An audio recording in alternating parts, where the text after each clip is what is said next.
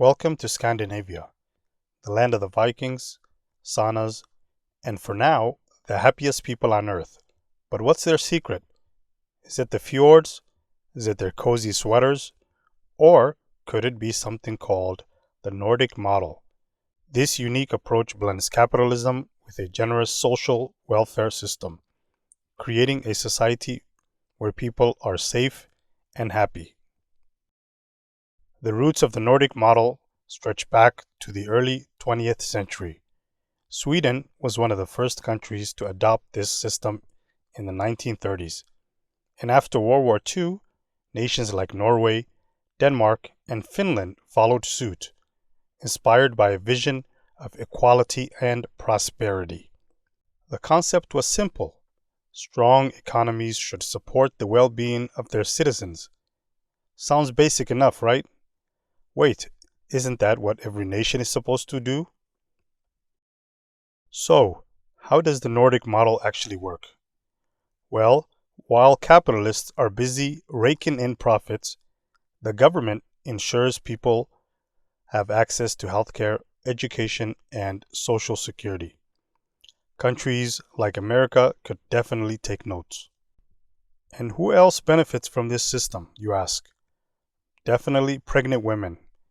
In many Nordic countries, having kids isn't just a personal joy, it's also seen as a civic duty.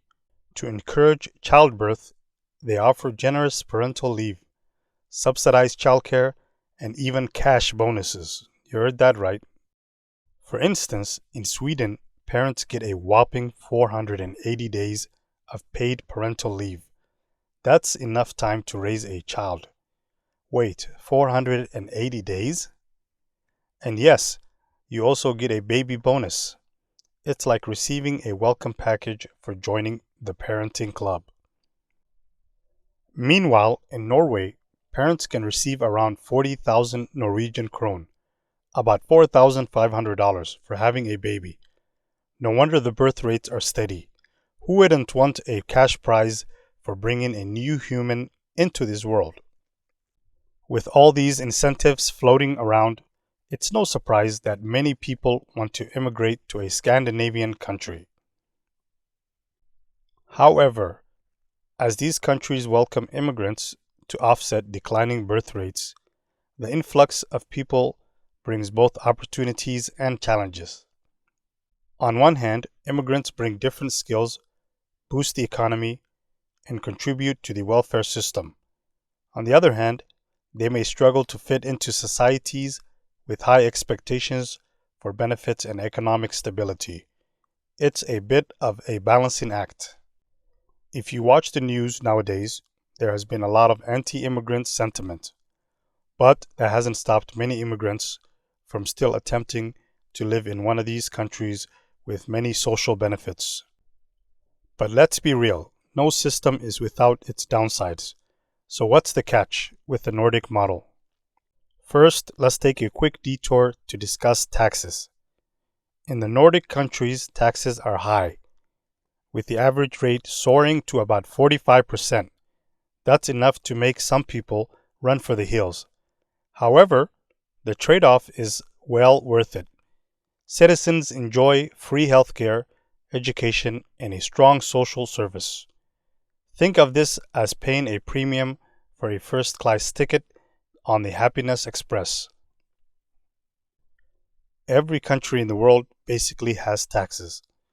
I know a few countries in the Western nations where people pay high taxes and get zero social benefits.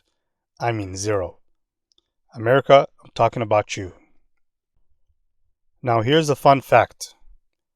Finland consistently ranks as one of the top countries for education worldwide. But why? Because they focus on student-centered approach that encourages creativity over memorization.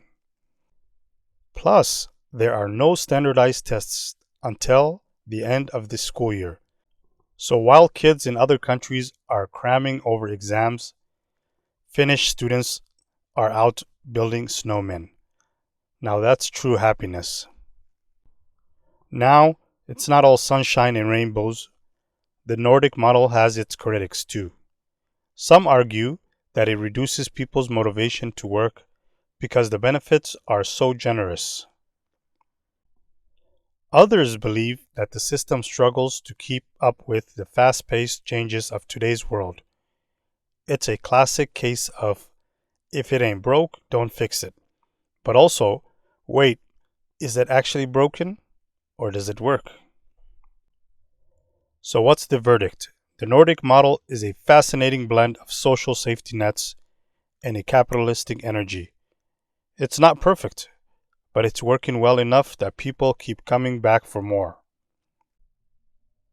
With high living standards, low corruption, and a strong sense of community, maybe the rest of the world could learn a thing or two from these chilly yet cozy countries.